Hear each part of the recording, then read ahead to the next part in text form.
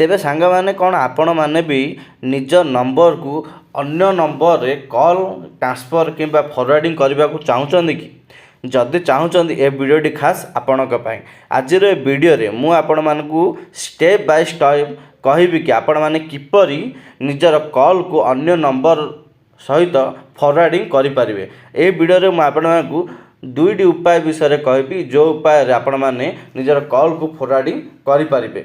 प्रथम उपायटी है आपण माने सिंपली कोड को डायल करिकी कॉल फॉरवर्डिंग करें। सेकेंड ऑप्शन है आपण माने सेटिंग को जाइकी सेटिंग द्वारा आपण माने निजर कॉल को फॉरवर्डिंग करें। तो वीडियोटी को लास्ट पर्यंत निश्चित भाव देखूँ। ए वीडियो में आपको स्टेप बाय स्टेप कहबी। तो चलते वीडियो को स्टार्ट करने फॉरवर्डिंग करने आपण मानक दुईटी उपाय अच्छी। गोटे उपाय है आपण मानक सेटिंग को जाइकी कॉल को फॉरवर्डिंग करें। सेकेंड ऑप्शन है आपण माने सिंपली कोड को डायल करिकी निज कॉल को फॉरवर्डिंग करें। मु फास्ट सेटिंग को जाइकी निजर कॉल को फॉरवर्डिंग केमिति करा जाए से विषय कहूँ। तेज आपण माने सिंपली फोन डायलर को चली जिबे। चली गला परे आपण मानकु ऊपर गोटे ऑप्शन शो करिवो। एठी देखंतु थ्री डॉट रो आपण माने सिंपली थ्री डॉट ऑप्शन ऊपर क्लिक करी नेबे। कला परे एठी सेटिंग रो ऑप्शन अछि सेकेंड नंबर रे आपण माने सिंपली एठी सेटिंग ऊपर क्लिक करी नेबे। क्लिक कला परे टिके स्क्रॉलिंग करिवे। स्क्रॉलिंग कला परे एठी देखंतु गोटे ऑप्शन आपण मानकु शो करी नबो कॉलिंग सेटिंग कॉलिंग अकाउंट्स रो आपण माने सिंपली कॉलिंग अकाउंट्स ऊपर क्लिक करी नेबे। कॉलिंग अकाउंट ऊपर आपण माने जेमिति क्लिक करी दउचंदी आपण माने को एठी आउट ऑप्शन शो करी नबो। देखंतु 3 नंबर एठी शो करूची कॉल फॉरवर्डिंग सेटिंग्स। आपण माने सिंपली एई ऑप्शन ऊपर क्लिक करी नेबे।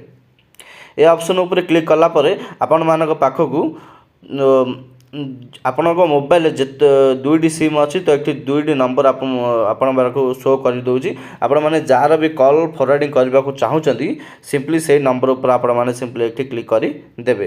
क्लिक कलापर आपण मैंने सिंपली ये दुईटी ऑप्शन मांगी आप वॉइस को कॉल फॉरवर्डिंग करने को चाहूँगी कि वीडियो को कॉल फॉरवर्डिंग करने को चाहूँगी। तो आपण मैंने जो ऑप्शन को कॉल फॉरवर्डिंग करने को चाहूँगी तार उपर क्लिक करें। वॉइस को करने को चाहूँगी तो वॉइस उपर क्लिक करें। कलापर किसी समय लोडिंग नब। लोडिंग नेला पर एठी आपण मानक ऑप्शन पळि आसीबो। देखो ऊपर ही आपण मानक शो करजी ऑलवेज फॉरवर्डिंग। आपण माने सिंपली ऑलवेज फॉरवर्डिंग ऊपर क्लिक करि देबे। एटा ऑफ अछि देला पर एठी आपण मानक नंबर मारिबा को कहिजी।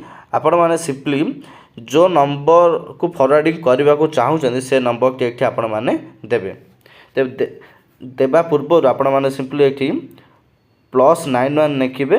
इंडिया रो कोड होची 91। आपण नंबर के मारी देबे। सिंपली मु एक एग्जांपल पय लिखि दोजी।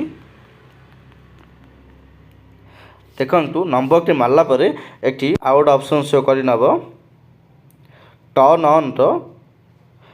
ऑन को मारला परे आपण मानको कॉल टी फॉरवर्डिंग हे जिवो एवं एठी ऑलवेज फॉरवर्डिंग ऑफ अछि ऑन हे जिवो।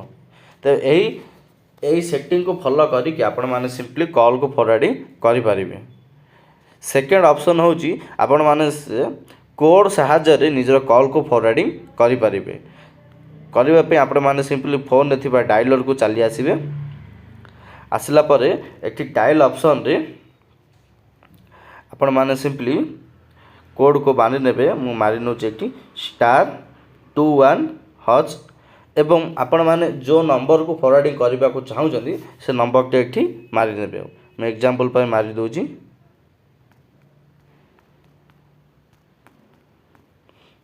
नंबर टे मारला पर एठी हज डायल कर नेबे। हज करी कॉल ऑप्शन ऊपर क्लिक करी देबे एवं जो नंबर फॉरवर्डिंग करने को चाहूँगी से नंबर टे चूज करबा कहि से नंबर को एठी चूज करि नेबे।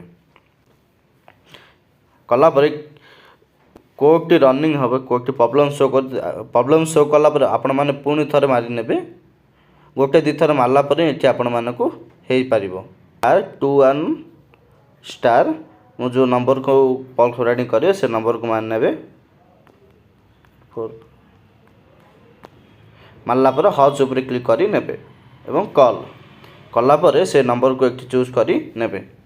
कला मात्रे देखंतु एक call forwarding registration was successful show कर यहीपर आपण शो कलापर आपण मैंने जानिने जे से नंबरटी फरवर्डिंग हो जाए अन्य नंबर को।